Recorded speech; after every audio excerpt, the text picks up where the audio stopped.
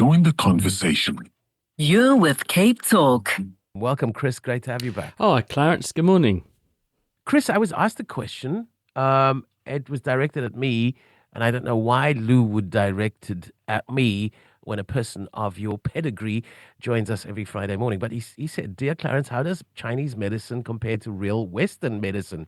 Are their methods working effectively? Facebook is flooded with videos to promote their methods."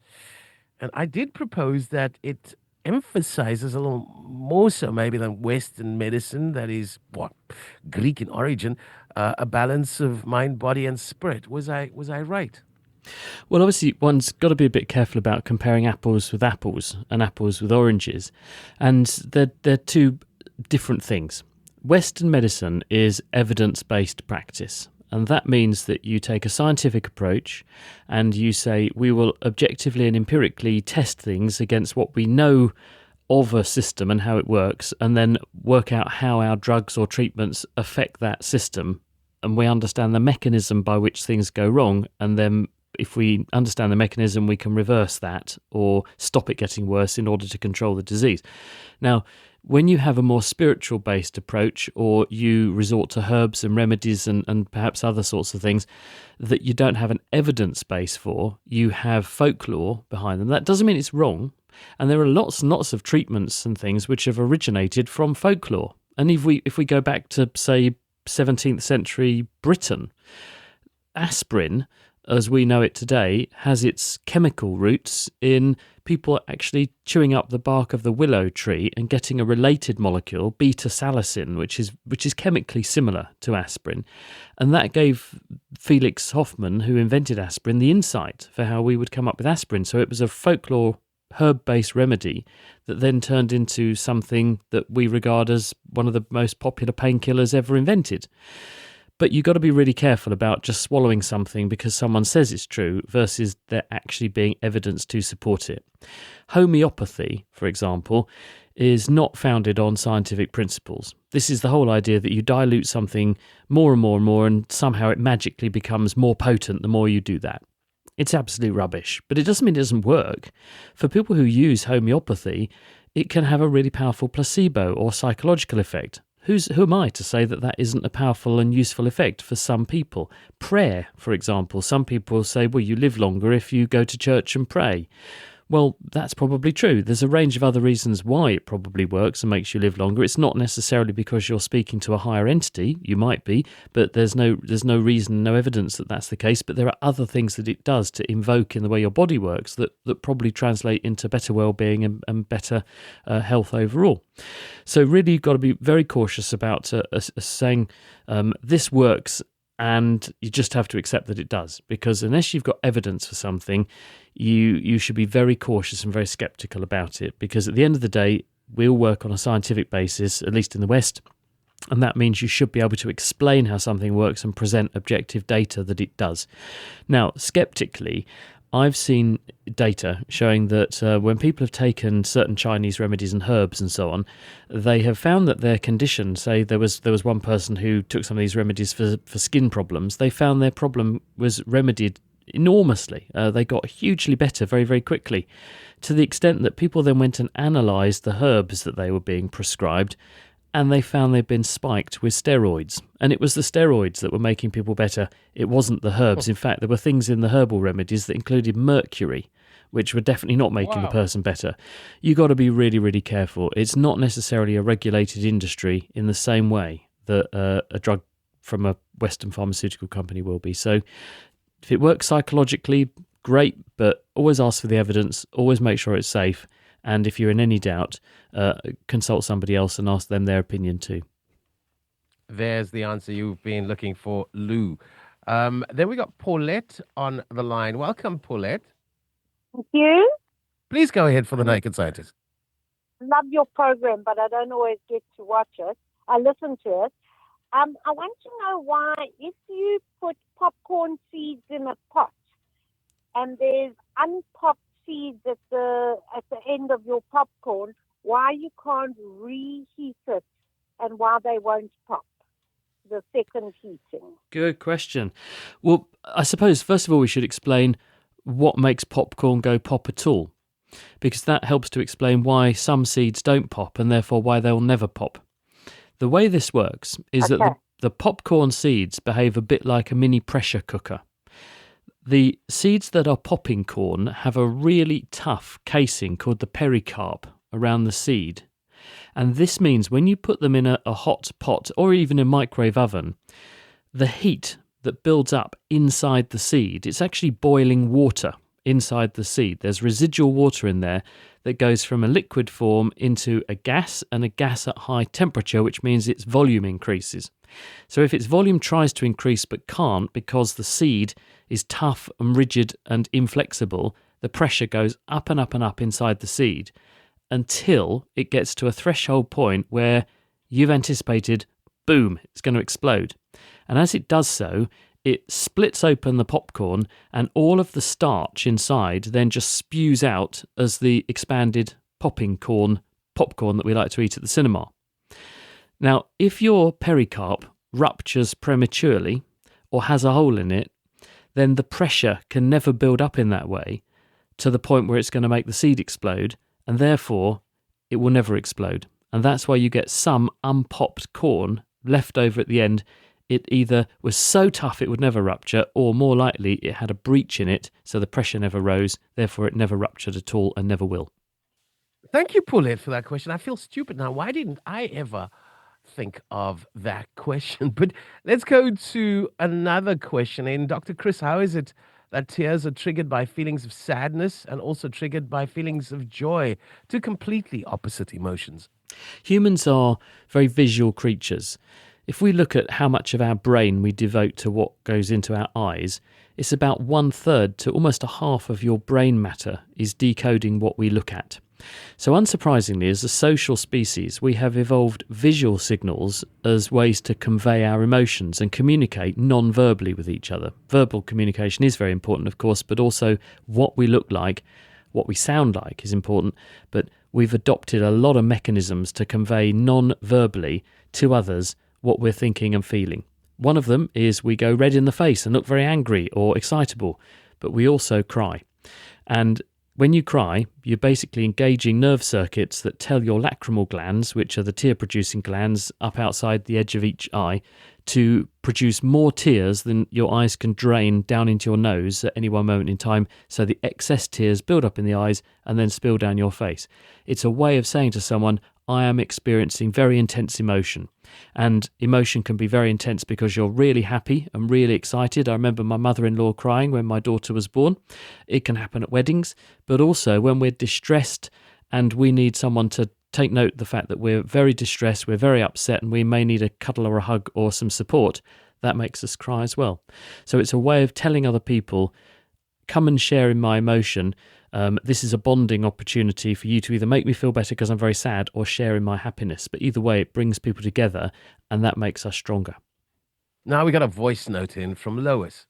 Good morning. I'm fascinated by the fact that if you look straight into a bright light or the sun or whatever, then for a couple of seconds afterwards, there's like this blotch in your field of vision where you looked into that object. And then after a minute or two, that also disappears. What biologically, physically happens in your eye for that to happen? Thanks. This is Louis. Hi, Lois.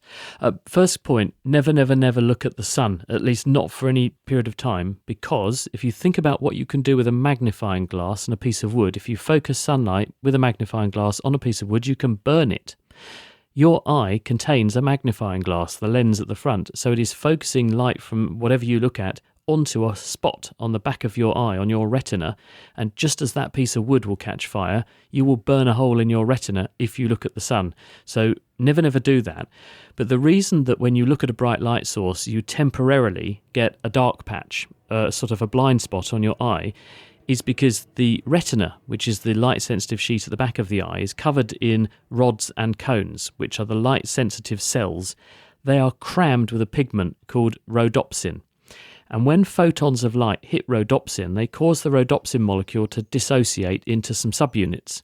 And those subunits catalyze reactions that change the electrical activity of the rod or the cone, so it then sends electrical signals or reduces its electrical signals down into the retina, and they're then turned into nerve impulses that are fired off to your brain.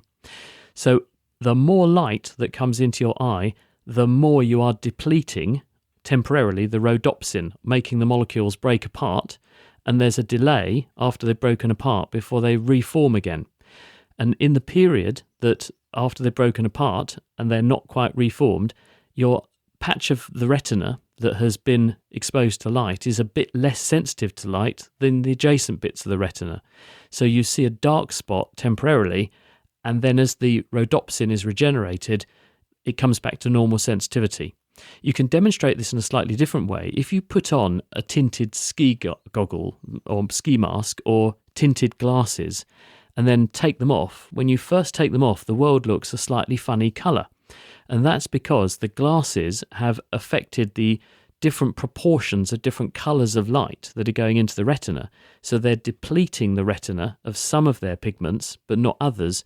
And so when you put the light coming in back to normal, for a while it looks a bit strange because some pigments are depleted that pick up certain colours more than others. So your eye is a bit less sensitive to those colours temporarily until the rhodopsins are all regenerated, and then everything goes back to normal. So that's why you have a blind spot when you've seen a bright light source temporarily, because there's a bit less rhodopsin in that part of the retina temporarily until it regenerates itself. So there's a bit less of a signal from that bit of the retina, and your eye and your brain interprets that as a dark spot. And if you're new to the space, we are interacting with the Naked Scientist, Dr. Chris Smith, a lecturer at the University of Cambridge, an opportunity for you to ask any question. And Viv has been particularly diligent on this issue. Please ask Dr. Smith what the big announcement was on Wednesday evening on his Naked Scientist channel. I missed his podcast about this. Oh, sorry, Viv. Yes, you missed the inaugural Naked Night, and we were a bit disappointed to see you didn't turn up, Clarence. You said you were coming, and we waited eagerly, and you didn't show, so you must have had a very pressing appointment. But what we said was we're going to do these Naked Nights regularly, once a month, first Wednesday of the month, starting in September. And watch this space for what we're going to do with them. But what I also used the opportunity to do was to say we unfortunately haven't reached any kind of agreement with the University of Cambridge. They haven't been prepared to change their mind. And so I won't be working at the University of Cambridge. I'll remain as a fellow of Queen's College at Cambridge, but I won't be working for the University of Cambridge imminently going forward. But I thankfully will be working at my hospital, because the hospital, Addenbrooke's Hospital in Cambridge, have stepped in and they have made a new position, and they're going to take the medical hours I used to do for the university and put those into a new job, which I'll do at the hospital. So I'll still have half a job, which will be my medical job, which is very important. And with the other half of the time, we're going to find a way to keep the Naked Scientists going without the help of Cambridge University. So you can look forward to receiving this programme and all the other things we do going forward for at least the next year, because we're going to have a good crack of the whip at it and make sure that we can keep it going and keep our team going.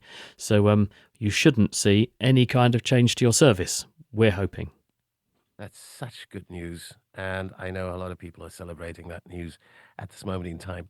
Andre says, when kids are injured, they cry, but adults don't. Why and when and why did this transition happen? Well, obviously adults do cry, but it's more that we have more self-control. In children, the threshold for bursting into tears is lower. But it comes down to what we were saying earlier, which is that we're a social species and we use visual cues to tell people we need help or that we need to bond with them. And adults have more social masking than little kids. Little kids, the parts of the brain that control how we choose to present ourselves to the world are less developed. And so children tend to act more on instinct. Adults are more socially masked or more socially controlled. And also, our perception of what society finds acceptable is different. When you're in some societies, crying particularly as a man is not regarded as the done thing in some cultures and some societies. It's a sign of weakness. And I think that's the other issue, that if you think about our evolutionary origins, you want to look strong at all times. If you look weak, someone may prey on you or pick on you, or you'll become a victim. So if you display distress and overt emotion, you're displaying potentially weakness, and that may lead to you being exploited. So I think that there's some societal pressure on people to be stoic as well. Whereas with children, they just want to be loved and cuddled, and they want their parents to come and look after them. It says, come and nurture me, look after me, I've got a problem. Whereas in adults, we try to hide that to a certain extent, and in some societies more than others. From Alice, please ask the scientist what he thinks about the new theory that our cluster of galaxies are situated in a black hole. I know it's a dark space. Is it a black hole? I think what Alice is referring to is that there was a suggestion, and we don't know this is the case. There's been an idea rattling around for a while about where the universe came from, our universe came from, and why it's growing. For example, we know it blew up after the Big Bang. It blew up very, very fast, then it slowed down, but then it's getting faster again. But why would it start from a tiny point that was infinitesimally small and infinitesimally energetic in the first place? And one suggestion is that perhaps the universe, our white hole, our Big Bang, is the arse end of a black hole in another universe, as some people have put it. Perhaps there are other universes with black holes in them that are busy sucking in loads of stuff and spewing it out into a new universe, which is giving birth to a Big Bang in that universe. Perhaps that is where we all came from. Now, these are all theories. We don't know that this is the case, and on paper you can prove that 0 equals 1 if you want to, mathematically. So you've got to be really careful how you take theory and refer it to facts. You use theories to inform experiments that you then test to work out what you think the facts are. We don't know that's the case. There are many, many ideas about why we have the particular setup in our universe that we do and why it's behaving the way that it is. But it's just a theory, and it's one of many about where we came from and where we're ultimately going. No one knows what the universe will do in the long term. It's growing at the moment, but will it always do that? Or will it eventually begin to shrink and sink back into on itself and contract back into another tiny white spot with lots of energy and lots of matter that will then explode again? We don't know. A question from Shabuddin. Morning, Dr. Smith. When scratching a mosquito bite, what exactly are we doing?